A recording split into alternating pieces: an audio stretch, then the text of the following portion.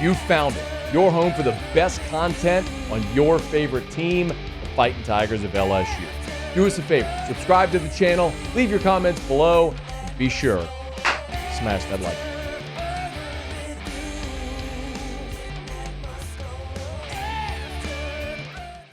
Shay's with us now. We appreciate it, Shay. How are you, man? I'm doing well. How are you, Matt? Doing very well. I want to start. Let me go backwards then to catch up. Gabriel Rilford, big defensive lineman out of Evangel, had been committed to Texas A&M, decommitted, took his official to LSU this weekend, and then obviously decommitted. What's the latest there? The latest, I think, to sum it up shortly without me making people wait on my long-winded answer, would be that LSU could be on the verge on Friday, or should be on the verge Friday, to receiving a commitment from a top 5 player in Louisiana. And in my opinion, the best D lineman in the state. And early on, it was identified, it was clear that LSU needed D linemen this cycle. And when Relaford committed to A&M, and he had a great junior season at Evangel, LSU offered in July, but he had already been committed at that point. So it was about having to flip him, and they got him in for games this year. And I just always said, look, this is going to come down to December, an official visit, in-home visits, when they make those final pitches to why he should be a Tiger.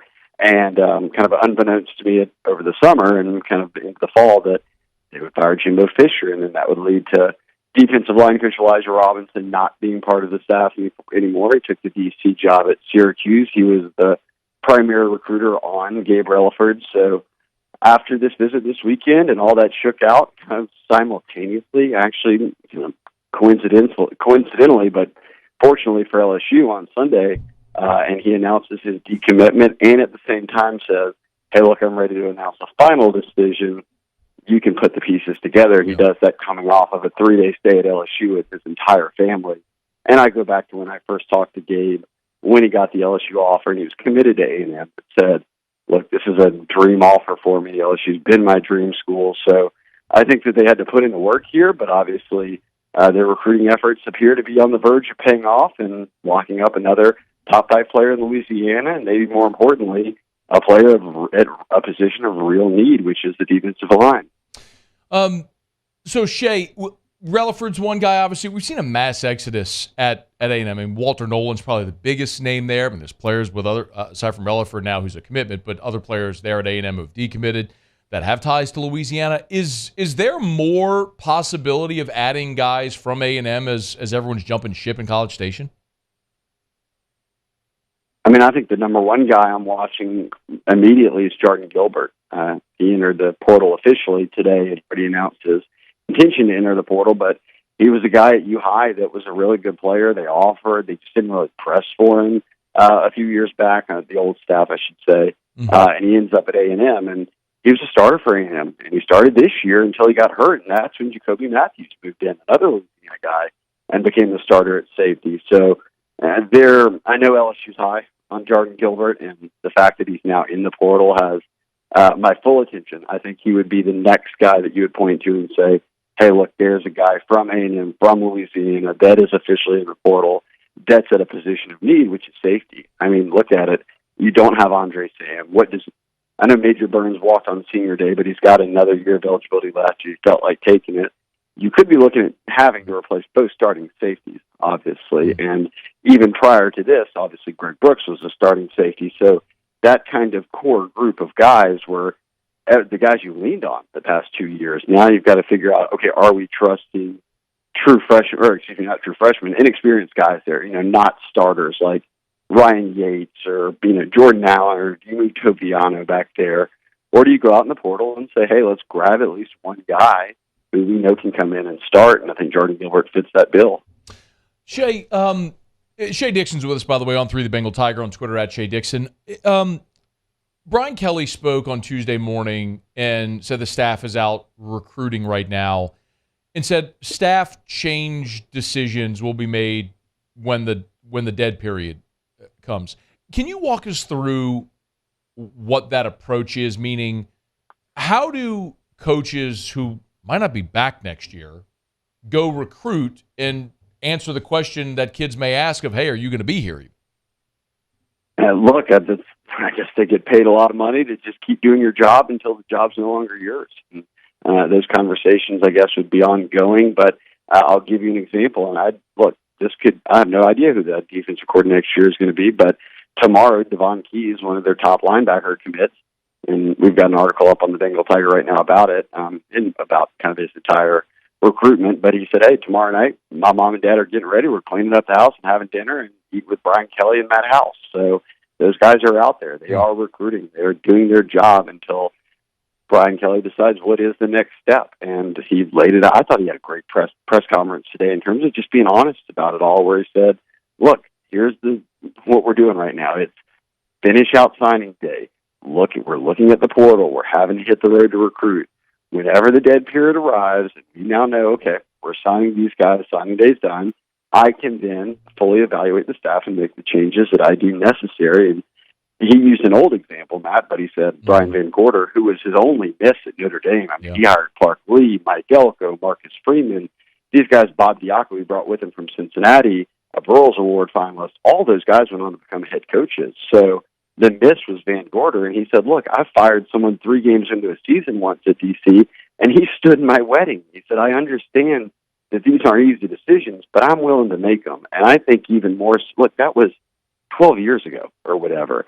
At this point, Brian Kelly knows I have to win. Like, this is it. This is the final stop. And I think he could have used a more recent example. I mean, letting go of Polian, who was the only person he brought with him from Notre Dame, and a close friend, because special teams cost them games last year, Matt. That just is what it is. And the reality was Brian Kelly assessed it and said, we're going in a different direction. And that was someone he'd been close to for a very long time. So I think even loyalty, and he had not worked with any of these guys before, but even loyalty, throw all that out the window. I think I would trust a guy who's been a head coach 30-plus years to assess what's going wrong and move forward with whatever plan of action he has. But as far as what those current coaches, when they're in home and talking to recruits, is kind of just, hey, I'm here. I'm the coach right now until I'm informed differently. No, it's a good point, Shay. And just speaking of Polian, I mean, that change didn't even come until the end of February. So they waited till after the February signing day before that all those chess pieces were moved. So we'll buckle up and wait on what Brian Kelly may do. Shay Dixon is with us from On3, the Bengal Tiger. Shay, there's so many reports out there about portal targets for LSU. And I think it's also hard to make sense of what's real, what's fake. So when you look at the portal targets specifically, are there positions or players that you know that LSU at this point is targeting? Yes. A corner is something that they would like, obviously.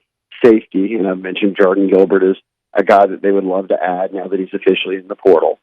Receiver, and in my mind, obviously, this is me speaking, that Malik and Brian Thomas are going to go pro, but that I think they'll get Kyron Lacey to come back. And some people out there will say, well, where would he go? Never get drafted. He would get drafted. I don't care if he had some drops this year. He also had some amazing touchdowns. He can jump out the gym. He can test, and he can continue to get better. We saw him get better from last year to this year. So, and he's made a big jump from where he was at UL. So I'd look at him as a guy where you say, all right, he's back as your number 1 or 2 receiver, add a portal guy, and maybe 2, but probably just 1 portal guy at receiver. We'll see. Right. If they find the right fit at 2, then go for it. But I think that's a position we're watching. Defensive line, I think if a really good player entered, you'd obviously take a hard look at it. But again, can Mason Smith come back? Can Mekhi Wingo come back? You're pretty deep at D end. You've got some good jacks. You want to get guys like Womack on the field. So maybe a D lineman. And really, I look at quarterback and say, and it's something Brian Kelly talked about extensively today. He said, look, we'll look, but we're going to keep everyone informed, whether that's Garrett Nussmeier or Ricky Collins or your recruits. Everybody will know kind of what the plan of action is.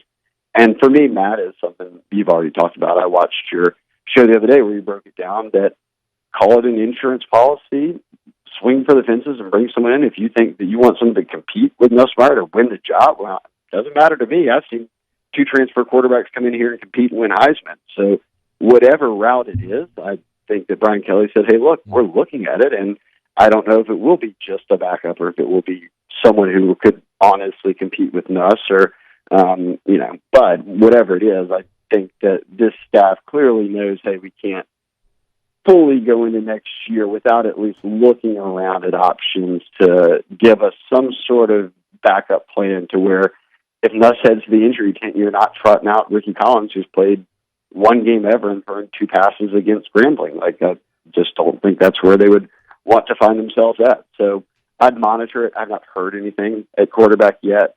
They're probably going to be pretty mum on it. But for me, those are some of the positions. But I would start with the defense has to get better. So you need a corner, need some safeties, and probably need another D lineman. Shay, walk me through the calendar here as coaches are on the road recruiting this week, and we've got the December signing period coming up. All this while the portal's open as well. Walk me through this right now. So they'll have 2 more weeks on the road to recruit, and then you'll run into, that'll be in-home visits, that'll be weekend official visits, mostly all commits. I mean, beyond Relaford, Dominic McKinley over to Acadiana, the D lineman, who's still committed to A&M, are kind of the top remaining targets at the high school level. And obviously you'll bring in some transfer portal guys to meet them and visit with them then. So all that happens in these next couple of weeks of what's called, Matt, a contact period. So you can also leave campus. These guys, the coaches are on the road. They can go in-home with kids. That's a very small window that only happens a couple of times a year, and that will run December 1st to the 16th. Then on the 17th, goes back to quiet. That means you can only have kids in person on campus, and then the 18th is the dead period. So that rolls up right to where they're a couple of days later. That's Sunday night or Monday, and 2 days later, the 20th, is when the early signing period begins. And that's for high school guys. Portal guys can obviously commit and then sign whatever letter of grant of aid or whatever they do to transfer at any point. But high schoolers, that's kind of the calendar here until Christmas time is the 20th to the 22nd will be signing day. Is Dominic McKinley a realistic possibility for this staff?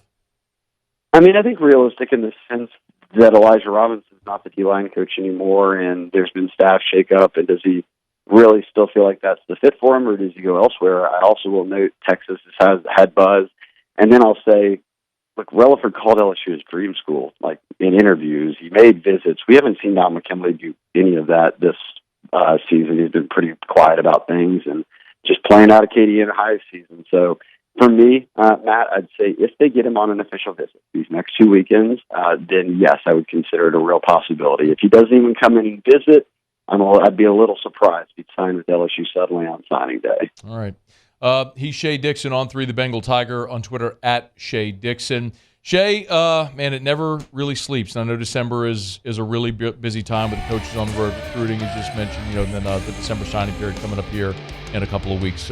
We appreciate you keeping us informed, man. We'll look forward to doing it again soon. Thanks. Anytime. Thanks, Matt. Hey, thanks so much for watching. Please leave your comments. I love to interact, and be sure to hit the red subscribe button below.